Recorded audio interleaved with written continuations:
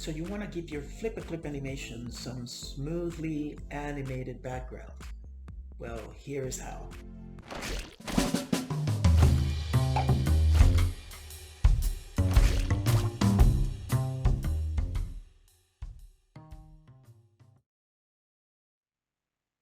I already have my animation set up in FlipaClip. I'm going to show you quick. This is just the frame, a drawing made with, the person looking out the window. There's no background, and it is 125 frames. Now, what we're going to do, we're going to import video of the background, and I'm going to show you in a second how to make that video. But first, what I want to show you is that in order to make it very smooth, you have to make FlipaClip and the video the same frame rate. So the video coming from CapCut, which is an app that we talked about in the last video, is going to come at 30 frames per second. So for my FlipaClip animation, I want to do the same thing. So I'm going to go to the three dots here, project settings, and I'm going to make sure that where it says frames per second, I'm going to have 30 frames per second. Okay, so once you change this to 30, we can go back to the project, and I'm going to show you how to create the background. So now we're in CapCut, and we're going to create a new project. Okay, and I'm going to open the photos, and I already have an image that I use for this background. It's already treated with the color and everything. So I'm going to select it, and I'm going to add it to my project, and I'm going to make sure I delete this watermark at the end. So I'm going to select the watermark and just delete it here. Okay, now I have my video. I'm going to extend this video to 4 seconds. Okay, so I have my video at 4 seconds. If you can see, if I hit play, nothing is moving. It's just a static image. So now I'm going to do a couple of things to make this real quick. I'm going to go to the first frame of this project.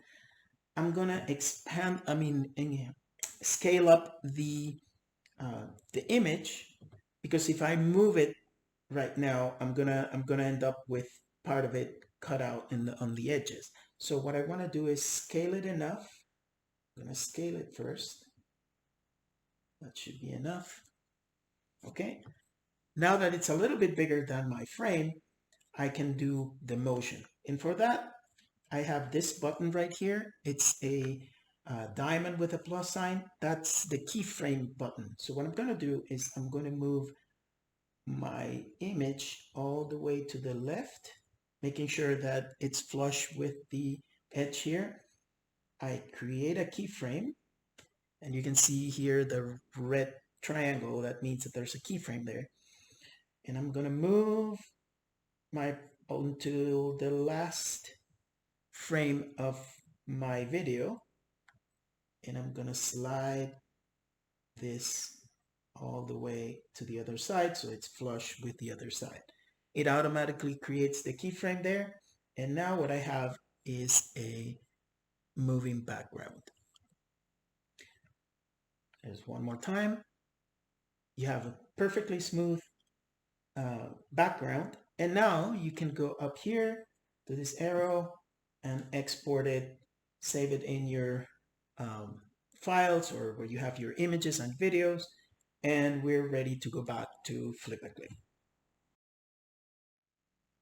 We're back in FlipaClip. Now what we're going to do is take that video and import it to this project. But before, we have to create a new layer, and I'm going to place it all the way down here, and I'm going to call it video. Okay, so I'm going to close here. Make sure that it's selected. I'm going to close here. I'm going to go to this three dots, and I'm going to look for add video. So now I'm going to open that from video library, and I'm going to select my video, and I'm just going to import it this way. and it should be perfectly fine. Okay, we have one extra frame here. I'm going to delete this frame. But now we have a video background and it's moving perfectly smooth within FlipaClip. Now, if you want to add a little bit more motion to this, which is what I already did. Now you can turn down the opacity of this layer. Let's turn it down to let's say 30. So it looks a little more faded, too much. Let's go to 60 something. All right, something like that. So we have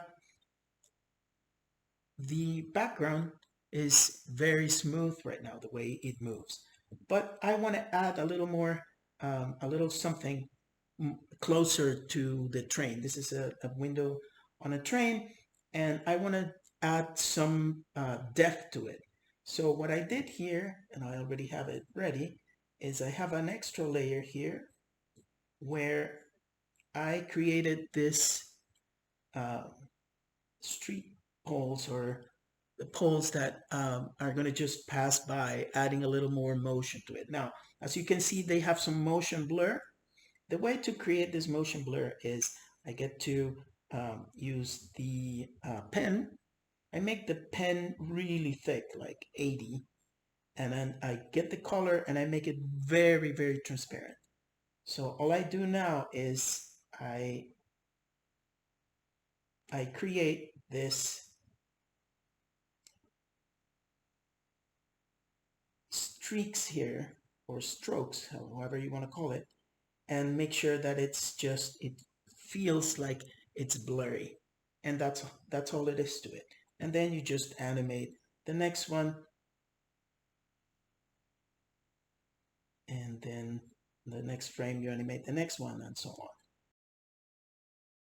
Hey, thanks for watching. Please subscribe to this channel and take a look at the links on the video description.